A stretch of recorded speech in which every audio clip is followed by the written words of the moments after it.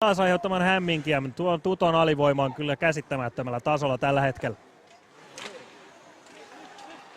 Nyt pääsee Leki vihdoista viimein ylös asti. Ja tuleeko siinä Peltoselle paikka maalin edustalle? Ja se on siellä! 3 sekuntia jäi vielä rangaistusta jäljelle, kun hyvällä syötöllä, pomppukiekoillakin sinne ylöspäin saadaan kiekkoja. Peli on kotijoukkueen johdossa 1-0.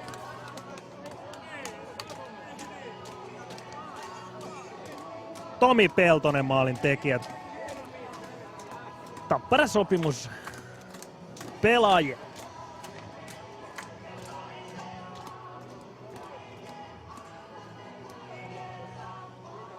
Tässä tulee sitten hidastusta tuosta tilanteesta, kun sinne tulee hyvä pomppukiekko syöttön Tomi Peltonen. Laine ei löydä kunnolla kiekkoa haltuunsa. Happonen ei saa kiekkoa haltuunsa. Reunanen pääsee lataamaan viivasta. Syöttää Tuohilammelle. Tuohilampi laukoo. Helianko hyvä torjunta ja siinä on tyhjä maali edessä ja nyt se menee. Nyt se tilanne tasoittuu yhteen.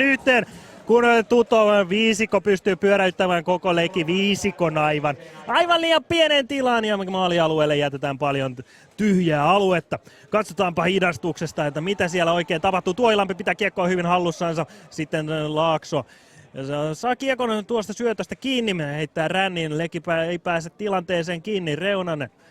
Tuohilampi aukoo uudestaan ja Helianko ei pääse tuossa kiekkoon kiinni ja Rouhiainen ei pysty putsaamaan maalin edustaa. Miten siinä?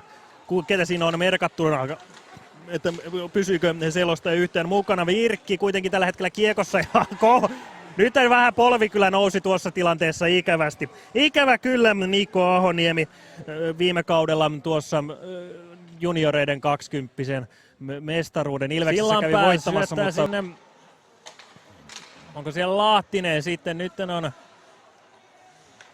Heikkilä hyvää painetta, siellä tulee koko ajan, kun nyt Heliankon maalin edustalla semmoinen sotku, että sieltä tulee maali. Oikein on, se oli semmoinen perinteinen. Esa Tikkanen, heitetään kiekkoa maalille. Ja tässä oli sitä Tuton vaarallisuutta, komeasti se kiekko pyörii siinä, Leki puolustuksella ei ole mitään mahdollisuutta, kun Hyvärinen pistää sitä Pepisten reunalta laukauksen maalia kohti. Sitten joku siitä, nyt en näe kuka siinä loppujen lopuksi saa kiekko varsinkin tällä otteluparilla. Me varmasti nähdään viihdyttävää kiekkoa. Siinä me heitetään maalivahdille kiekkoa ja Oppanen heittää maalille, mutta siinä ei ole yhtäkään sinipaitaista ottamassa kiekkoa vastaan. Täällä on pikkuisen jo kentälliset muuttunut, kun Oppanen pääsee laukomaan ja se on siellä. Tasoitus on tosiasia, kun Oppanen pääsee laukomaan tyhjästä maalista verkkoon. Karlehto on lyöty toistamiseen tässä ottelussa.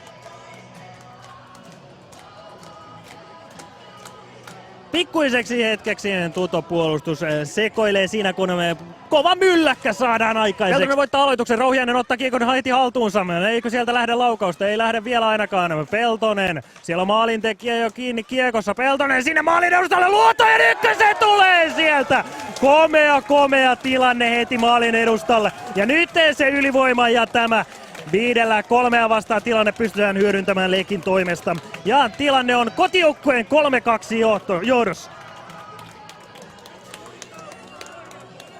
Komea syöttöketju ja sinne taas jälleen kerran toimitetaan kiekkoa maalille ja ihmeitä alkaa tapahtumaan. Luoto pääsee ensin koskettamaan ja Heikkilä lataa.